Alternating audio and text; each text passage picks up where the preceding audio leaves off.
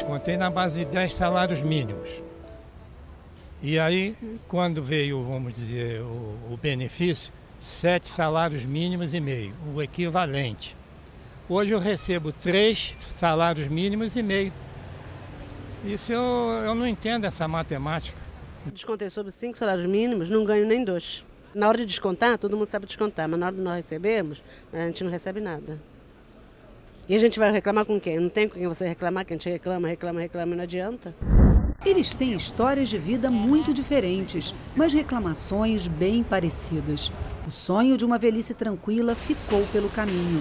O Brasil tem 28 milhões de aposentados e pensionistas. Mais de 18 milhões sobrevivem apenas com um salário mínimo. A situação do aposentado é crítica porque os erros não vêm da agora. Os erros estão vindo desde 1991, quando foi feita a Lei 8.213, que desvinculou os salários do aposentado do salário mínimo. Então acontece o seguinte, a nossa perda já vai a 120%. Perdas que se acumulam. O cálculo de reajuste do salário mínimo leva em consideração a inflação do período, somada à variação do Produto Interno Bruto, o PIB, que é o valor de toda a riqueza produzida pelo país. As aposentadorias não acompanham o mesmo critério. Assim, ao longo dos anos, enquanto o mínimo recuperava seu poder de compra, a aposentadoria recebia percentuais menores de reajuste. A correção das aposentadorias deveriam acompanhar a correção do salário mínimo, pelo menos enquanto elas não atingissem até um determinado patamar que a sociedade defina como digno, né? Porque o salário mínimo já cresceu muito, aumentou mais de 70% de 2003 a 2010, que foi o grande feito desta década que passou, né? Mas esse aumento não foi igual para os aposentados. Uma das principais alegações para frear o reajuste das aposentadorias é de que a Previdência Social está quebrada. Para a professora de Economia da Universidade Federal do Rio de Janeiro, este argumento já caiu por terra. Ainda bem que essa ideia está perdendo força na sociedade brasileira, né? Ela já foi uma ideia muito atraente nos anos 90.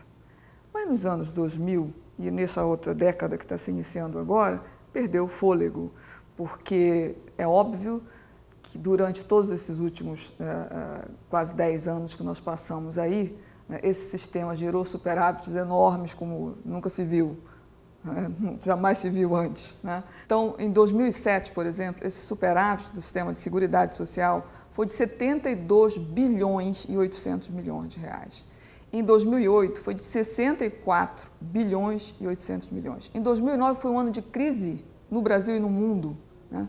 Foi de 32 bilhões e 600 milhões de reais. Esse é um sistema que gera superávit, mesmo em fase de declínio. Como os bons resultados não são traduzidos em ganhos para os aposentados e pensionistas, a saída é continuar trabalhando. Seu Carlos se aposentou há 25 anos, mas nunca pôde sair do mercado. Como que eu vou parar de trabalhar ganhando R$ 960 por mês? Não dá. Né? As minhas despesas é muito maior do que isso, entendeu? Então não dá para parar. Dona Emília e o marido também não sabem o que é descanso.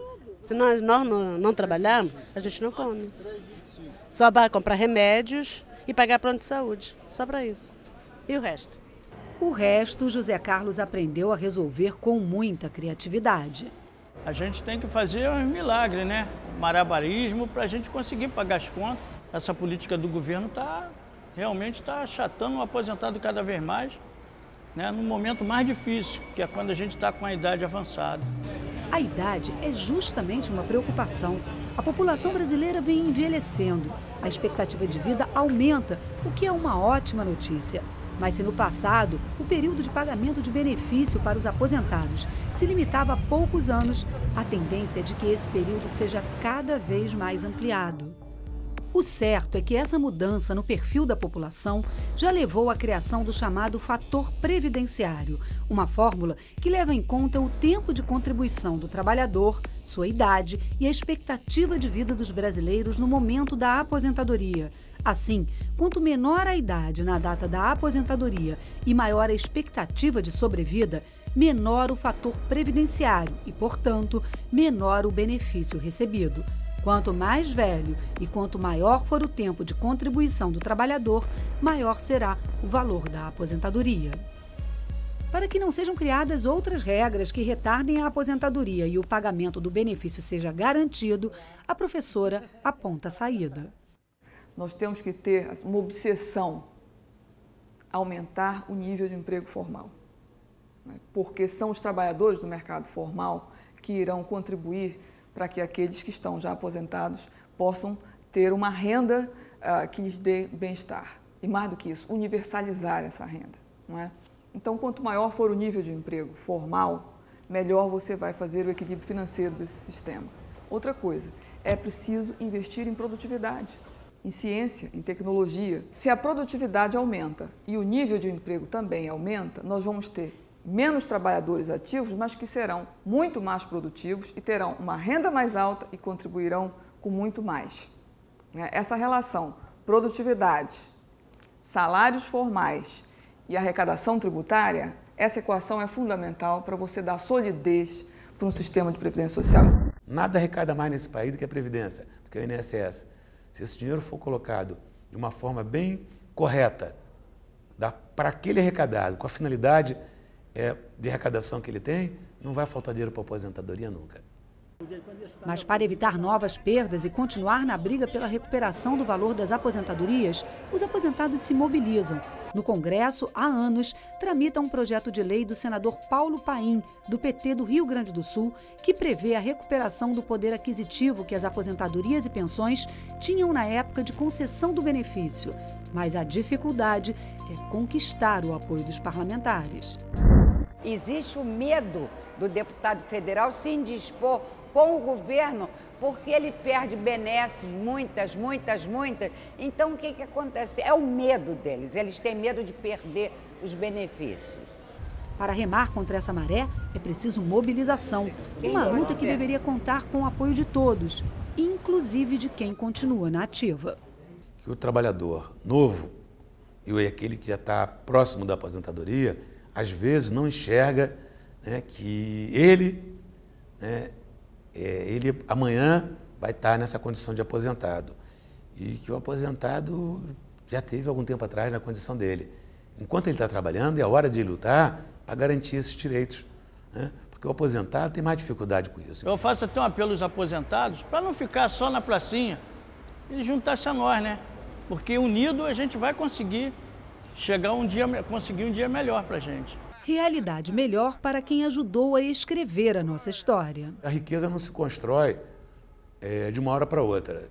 Eu dou exemplo petroleiro, onde você leva 10, 15 anos a descoberta de um poço de petróleo, até que esse poço venha a ter lucratividade, possa gerar alguma forma de renda. E quem trabalhou, por exemplo, a Bacia de Campos, que descobriu o pré-sal, está na sua maior parte aposentado. Então é um processo a longo prazo e, infelizmente, não é no caso do Brasil, caso mundial, retirar direito do trabalhador tem sido feito inicialmente pelo elo mais fraco da corrente, que é o trabalhador aposentado. Se por um lado quem já recebe o benefício busca seus direitos, ainda há o desafio de diminuir o número de excluídos do sistema previdenciário. Incorporar, não é, pessoas que estão no mercado informal, que correspondem a 47% da população brasileira. Assim como nós incorporamos o trabalhador rural, por que não incorporamos trabalhadores urbanos? Não é? Esse movimento precisa ser feito. Ter uma previdência mais ampla, mais justa, é definitivamente uma necessidade. Depois de tantos anos de trabalho, aposentados merecem ver o sonho se transformar em realidade. O sonho de um aposentado é que ele ganhe o sustento necessário e que tenha saúde. É ser bem remunerado depois de um grande trabalho, vários anos trabalhando, né, sacrificando aí. O sonho é a dignidade, né? É um dia o governo enxergar o aposentado como um fundador do Brasil.